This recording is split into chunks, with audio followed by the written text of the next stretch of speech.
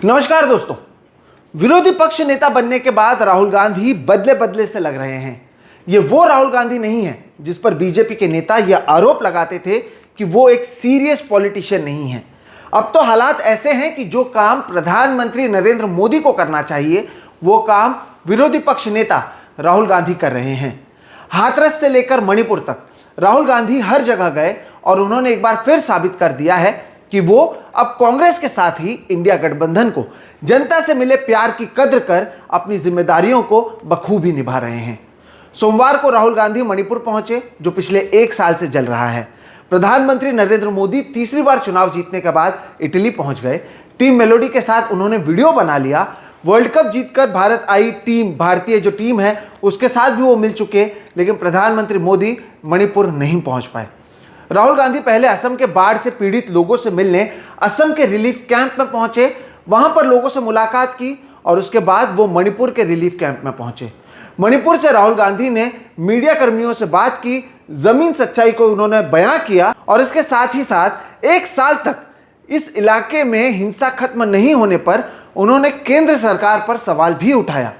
मैं राजनीतिक बात करने नहीं आया हूं। गवर्नर से हमारी बात हुई, हमने उनको बताया कि देखिए जो भी हम कर सकते हैं, कांग्रेस पार्टी कर सकती है, मैं कर सकता हूं, हम करने के लिए तैयार हैं।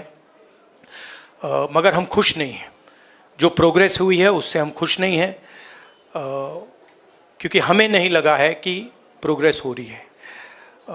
आखिरी बात मैं कहना चाहता हूं और मैं प्रधानमंत्री से रिक्वेस्ट करता हूं कि वो देश के प्रधानमंत्री हैं, मणिपुर एक प्रदेश है और प्रधानमंत्री को बहुत पहले विज़िट करना चाहिए था, मगर मणिपुर को ज़रूरत है कि हिंदुस्तान के प्रधानमंत्री यहाँ आए और जो यहाँ हो रहा है उसको समझने की कोशिश करें और जनता की जो आवाज़ है, जनता का जो दुख है, दर्द है, उसको सुने। इससे बहुत फ़ायदा होगा, मणिपुर की जनता में कॉन्फिडेंस आएगी। तो मेरी रिक्वेस्ट है कि प्रधानमंत्री को यहाँ आना चाहिए। मणिपुर के लोग भी चाहते हैं, शायद पूरा देश चाहता है कि प्रधानमंत्री यहाँ आकर जनता की बात सुने। दोस्तों याद कीजिए, बीजेपी के लोग जहां बार बार कहते हैं कि उनके पापा ने दूसरे देश में वॉर रुकवा दी, तो वहीं उनके पापा अब तक मणिपुर नहीं जा पाए हैं। जबकि राहुल गांधी ने पहले भारत जोड़ो न्याय यात्रा की शुरुआत मणिपुर से की और अब बतौर विरोधी पक्ष नेता वो वापस वहीं पहुंचे। सत्ता में बैठे नेताओं ने पिछले 10 सालों तक राहुल गांधी की पूरी छवि को खराब करने के लिए अपनी पूरी ताकत लगा दी। आईटी सेल का इस्तेमाल किया, लेकिन राहुल गांधी की दोनों भारत जोड़ो यात्रा और उसके बाद लोकसभा में कांग्रेस के प्रदर्शन ने यह साफ कर दिया कि राहुल गांधी पर आईटी सेल की ओर से फैलाए गए झूठ का कोई असर नहीं पड़ा है। चुनाव के बाद यह कहा जा रहा था कि राहुल गांधी अब छुट्टी के लिए इटली जाएंगे। राहुल गांधी तो नहीं गए, लेकिन प्रधानमंत्री मोदी ने जरूर चुनाव खत्म होने के बाद इटली का दौरा किया, जबकि भारत G7 का हिस्सा भी नहीं है। बहरहाल इस वीडियो में दोस्तों हमने राहुल गांधी के विरोधी पक्ष नेता बनने के बाद उनमें आए बदलाव और उनकी ओर से उठाए जा रहे मुद्दों को आपके सामने आगे इस वीडियो में पेश करने की कोशिश की है। हो सके तो इस वीडियो को आप अंत तक जरूर देखिएगा। संसद को 10 साल के बाद दोस्तों एक मजबूत विपक्ष मिला है। 2014 और 2019 में कांग्रेस के पास विपक्षी नेता बनाने के लिए जो जरूरी 10% सीटें थी वो भी मौजूद नहीं थी, जिसके कारण विपक्ष सरकार पर दबाव बनाने में कामयाब नहीं हो पा रही थी। लेकिन इस बार माहौल अलग है। कांग्रेस नेता राहुल गांधी सहित पूरा विपक्ष सरकार पर हावी है। विरोधी पक्ष नेता बनने के बाद राहुल गांधी अब उन समितियों में बैठते हैं जिनका काम प्रमुख नियुक्तियां करना होता है। इसके साथ ही वो प्रधानमंत्री नरेंद्र मोदी के प्रति संतुलन के रूप में कार्य करेंगे। विरोधी पक्ष नेता बनने के बाद राहुल गांधी ने एक वीडियो अपने ट्विटर पर जारी किया था और उसमें कहा था कि वो इस पद का इस्तेमाल इस देश के सबसे गरीब और वंचित तबके के लोगों के आवाज को उठाने के लिए करेंगे और कम से कम पहले सत्र में वो ऐसा करते नजर आ रहे हैं। देश की जनता को, कांग्रेस पार्टी के कार्यकर्ताओं को, इंडिया गठबंधन के सब नेताओं को मैं दिल से धन्यवाद करता हूँ। मुझे किसी ने पूछा मेरे लिए एलओपी का क्या मतलब है। एलओपी आपकी आवाज है, आपका औजार है। जो भी आपके दिल में भावना है, आपकी समस्याएं हैं, एलओपी के माध्यम से मैं लोकसभा में आपके लिए उठाऊंगा। हिंदुस्तान के गरीब लोग, दलित, आदिवासी, पिछड़े, अल्पसंख्यक, किसान, मजदूर, मैं आपका हूँ। संविधान से आपकी रक्षा होती है। जहां भी सरकार ने कॉन्स्टिट्यूशन पर आक्रमण किया, कॉन्स्टिट्यूशन को सप्रेस करने की कोशिश की, वहां पूरे दम से संविधान की हम पूरी तरीके से रक्षा करेंगे। मैं आपका हूं, आपकी आवाज मैं संसद में उठाऊंगा। नमस्कार। राहुल गांधी जब से विरोधी पक्ष नेता बने हैं, उन्होंने NEET paper leak, Manipur, Ram Mandir, Agniveer और देश भर में हो रहे अल्पसंख्यक समाज के साथ नाइंसाफी के मुद्दों को संसद में उठाया। 18वें लोकसभा का पहला सत्र विपक्ष के नाम रहा, जहां पर उन मुद्दों को उठाया गया जिसकी गूंज संसद में पिछले 10 सालों से गायब थी। जहां भी ये देखते हैं, ये सोचते हैं कि भाई भय कैसे पैदा करें, माइनॉरिटीज को डराते हैं। नहीं, कांग्रेस नहीं डरती आपसे, आप कांग्रेस से डरते हो।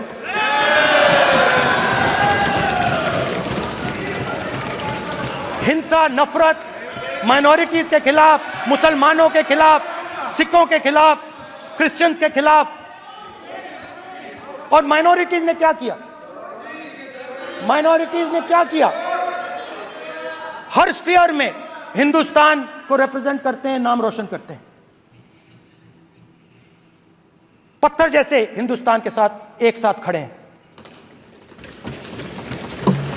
देशभक्त हैं। और आपने सारे के सारे माइनॉरिटीज पर आक्रमण किया, उनके खिलाफ हिंसा, नफरत फैलाई। रोजगार तो आपने खत्म कर दिया। नोटबंदी, जीएसटी, जो आपने स्मॉल एंड मीडियम बिजनेसेस थे उनको खत्म करके, युवाओं को आर्मी में अपॉर्चुनिटी मिलती थी, अग्निवीर उनके लिए आपने दे दिया, वो खत्म कर दिया, रास्ता ब्लॉक कर दिया। पब्लिक सेक्टर को आप प्राइवेटाइज करते हैं, वो रास्ता बंद कर दिया। और अब एक नया फैशन निकला है, नीट।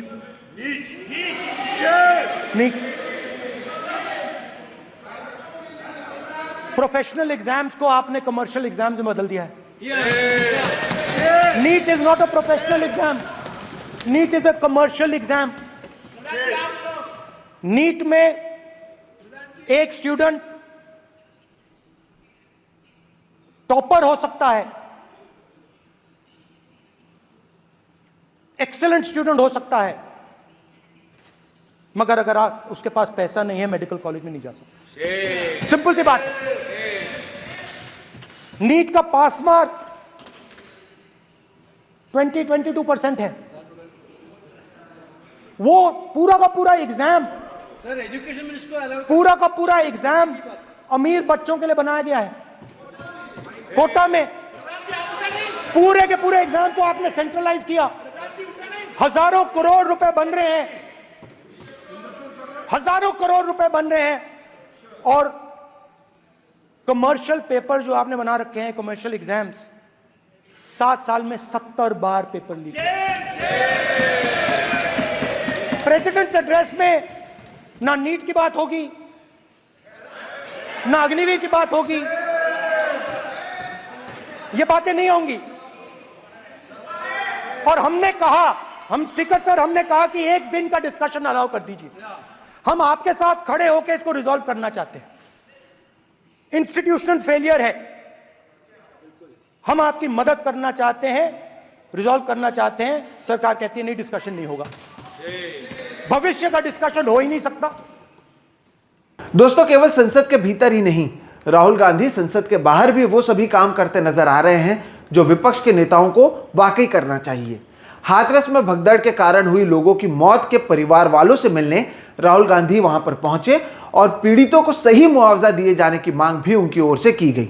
इस बीच बीजेपी के नेताओं ने राहुल गांधी पर इस पूरे मुद्दे को लेकर राजनीति करने का आरोप लगाया। लेकिन क्या बतौर नेता विपक्ष राहुल गांधी को ऐसे जगहों पर नहीं जाना चाहिए या ऐसे मुद्दों पर उन्हें अपनी बात नहीं रखनी चाहिए? दुख की बात है, बहुत परिवारों को नुकसान हुआ है, काफी लोगों की मृत्यु हुई है, तो दुख की बात है। मैं इसको राजनीतिक प्रिज्म से नहीं कहना चाहता हूँ, मगर प्रशासन की कमी तो है जी, और गलतियां तो हुई, तो ये पता लगाना चाहिए।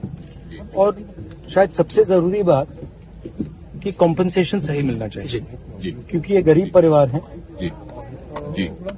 और मुश्किल का समय है इनके लिए, तो कॉम्पनसेशन ज्यादा से ज्यादा और मैं यूपी के चीफ मिनिस्टर से विनती करता हूं कि दिल खोल के कॉम्पनसेशन करें। राहुल जी, आपने बड़ी बात मुआवजे की कही है, 2 लाख की बात उन्होंने कही है, तो मुआवजा निश्चित तौर पे ज्यादा उनको मिलना चाहिए क्योंकि बहुत गरीब लोग हैं। मिलना चाहिए, गरीब लोग हैं, इस समय इनको जरूरत है। अब आपने 6 महीने बाद दिया, 1 साल बाद दिया, डिले किया, उससे किसी का फायदा नहीं। राहुल गांधी अब अपनी पार्टी को और भी मजबूत करने की कोशिश करते दिख रहे हैं। लोकसभा में तो उन्होंने प्रधानमंत्री मोदी को खुली चुनौती दे दी कि वो उन्हें गुजरात के चुनाव में हराएंगे। तो वहीं अहमदाबाद के कांग्रेस दफ्तर में हुई तोड़फोड़ के बाद राहुल गांधी अहमदाबाद कांग्रेस दफ्तर भी पहुंचे और अपने कार्यकर्ताओं का वहां पर संबोधन किया। दोस्तों, पिछले 10 सालों में यह रणनीति का इस्तेमाल बीजेपी के लोगों की ओर से करते हुए हम सभी ने देखा है, लेकिन अब ऐसा लगता है कि राहुल गांधी अब अपनी पार्टी को उन तमाम जगहों पर रिवाइव करने की कोशिश कर रहे हैं जहां पर उनकी पार्टी का प्रदर्शन कई सालों से अच्छा नहीं रहा है। मैं आपसे यहां कहने आया हूं, इन्होंने आपके ऑफिस पे आपके कार्यकर्ताओं पर आक्रमण किया है। अब आपको डरना नहीं है, डराना नहीं है।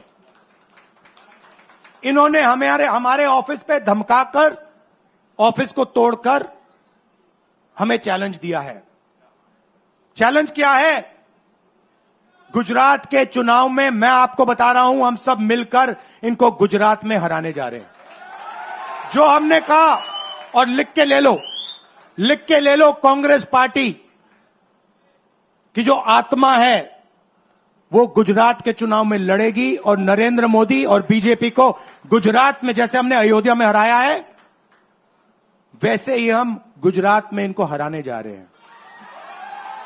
कौन हराएगा? हमारे लीडर हराएंगे, हमारे बब्बर शेठ टाइगर हराएंगे। विपक्ष के हमलों का जवाब देने में पहली बार सत्ता पक्ष कमजोर नजर आ रहा है। राहुल गांधी सहित विपक्षी नेताओं की ओर से पूरे सत्र में उठाए गए सवालों का जवाब सरकार के पास नहीं था। इसलिए अब खुद प्रधानमंत्री नरेंद्र मोदी बालक बुद्धि जैसे शब्दों का इस्तेमाल करते नजर आए, लेकिन इसका भी इतना असर होता हुआ दोस्तों नजर नहीं आ रहा।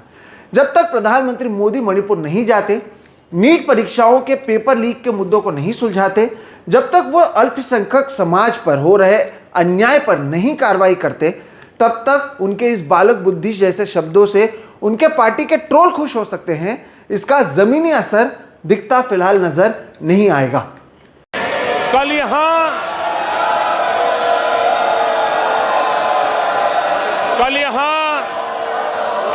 बालक बुद्धि का विलाप चल रहा था।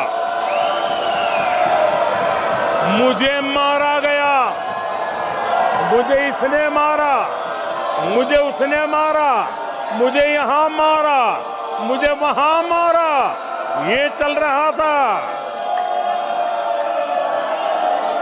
आदरणीय सभापति जी, सिंपैथी हासिल करने के लिए ये नया ड्रामा चलाया गया है।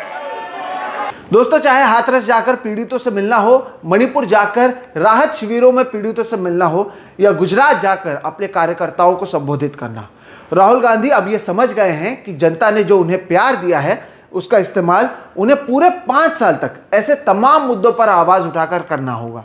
लोकसभा चुनाव में राहुल गांधी ने बीजेपी को एक बड़ा डेंट लगाया है, उन्हें अपने दम पर सरकार बनाने से रोका है। अयोध्या में बीजेपी चुनाव हार गई, उनके कई मंत्री चुनाव हार गए। अब राहुल गांधी शायद अपनी जिम्मेदारियां समझ गए हैं, उन्हें भी आने वाले 5 साल में ज़्यादा मेहनत करने की ज़रूरत होगी। लेकिन जिस कांग्रेस पार्टी को इस चुनाव से पहले लगभग खत्म माना जा रहा था, उसे राहुल गांधी ने दूसरा जीवन दिया है।